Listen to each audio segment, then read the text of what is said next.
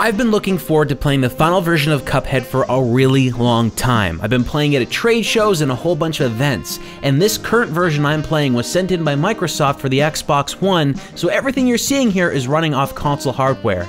And I mean, just look at it. This is insane. The visuals are so absolutely perfect. It looks exactly like a 1930s Fleischer cartoon, which is just amazing that they were able to get a game to look exactly like that. If you were to ever ask me what my favorite 2D series was for animations, I'd probably say the Metal Slug series on the Neo Geo arcade systems. But now with Cuphead, well, I think this is my favorite. I've never ever in my life seen anything so well produced with such high quality animations. And if you didn't know you were playing a video game, you would sure as heck think you were watching a cartoon straight from the 1930s. This entire game came from a small team that was willing to take a whole bunch of hand-drawn animations and scan them just to get that exact quality that they were going for. This is really unlike anything else you're gonna play. I could go on and on with how good the visuals are in this game by its use of colors, amazing backgrounds, and really good character designs, but let's not get ahead of ourselves. The game does look good, but how does it play? The gameplay in Cuphead reminded me a lot of the old Mega Man series,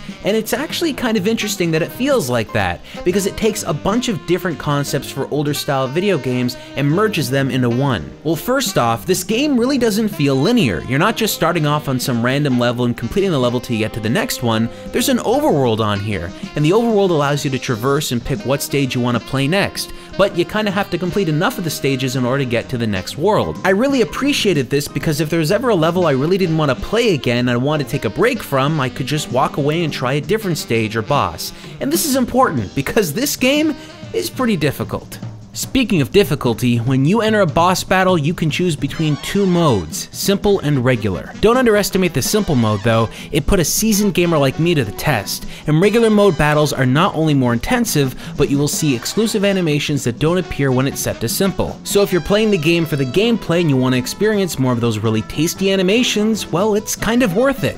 As you move through the 4 islands, the baseline for difficulty rises, so the easiest stage on the second island is significantly harder than the toughest level on the first island. At least that's how it felt to me anyway. The difficulty of this game has been a concern for some, but I gotta say, for a gamer like myself, well, I didn't find it super crazy hard all the time.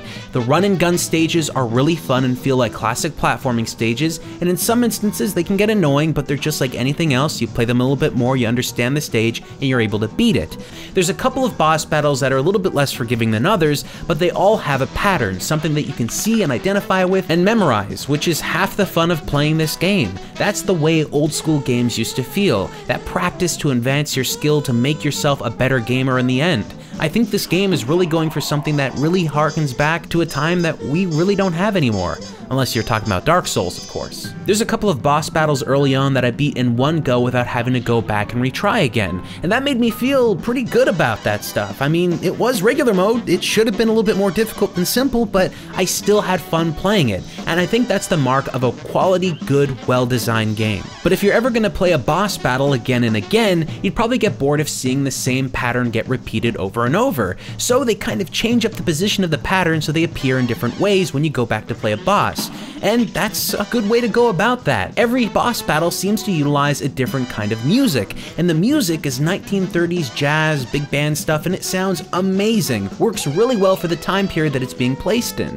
And this entire experience, the visuals, the music, the gameplay, really make you want to go back and play again and again, and get a better score every time you try it. Now for me personally, the game did feel a little bit repetitive after a while, because some of the gameplay modes do just repeat themselves again and again. That's not to say the entire game plays the same way, because there's even shoot 'em up sequences in the game that are actually really fun, and they switch up the controls a little bit and give you different abilities that kind of put a spin on things, making it a little bit less repetitive, but you still repeat those stages every so often. But because you can switch out features and choose different abilities for your character, you can go back to those old stages and have a little bit of a different experience. The entire game can be played in co-op as as well. The levels don't change, but you have a friend along for the ride, which makes it a little bit more fun.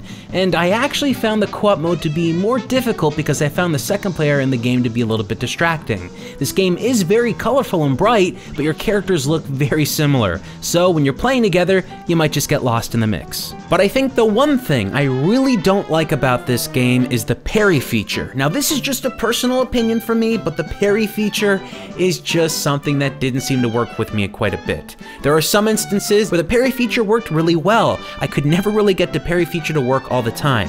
It's a bit of a risk reward. Throughout the game, while you're running around and shooting things, you'll be advancing your special meter. The higher your meter is, the more attacks you have to use, and when your meter is full, you'll get one big attack, which is a special, and it's pretty fun to utilize. If you want that special meter to grow even faster though, all you have to do is find these bright pink objects that randomly change through every level, and if you parry close to them, you'll grow a certain percentage of your special meter faster, giving you an advantage while you're playing every level. There are a bunch of in-game power-ups you can purchase at stores in the game, and these stores utilize coins that are found at the run and gun stages, which unfortunately is the only time you ever find the coins unless there's some characters randomly in the overworld that are giving them away for free, which doesn't happen enough in my opinion.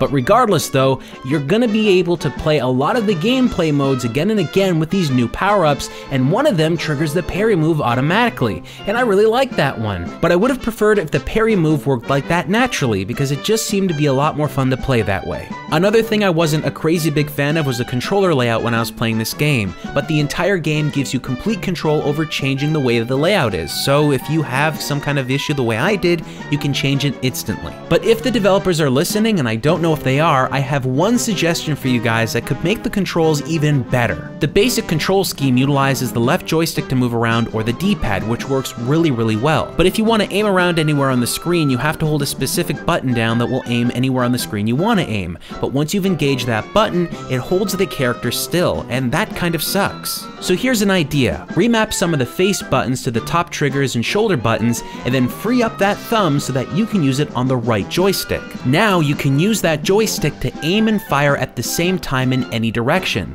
That means when somebody's running forward, they can aim backwards and fire with just the movement of a joystick. It would actually work quite well, and I think it would make the game just a little bit easier to play from a controller perspective and make it a lot more fun for people. But regardless, even if that doesn't happen, this game is still very fun to play and works with the control scheme that they had in mind.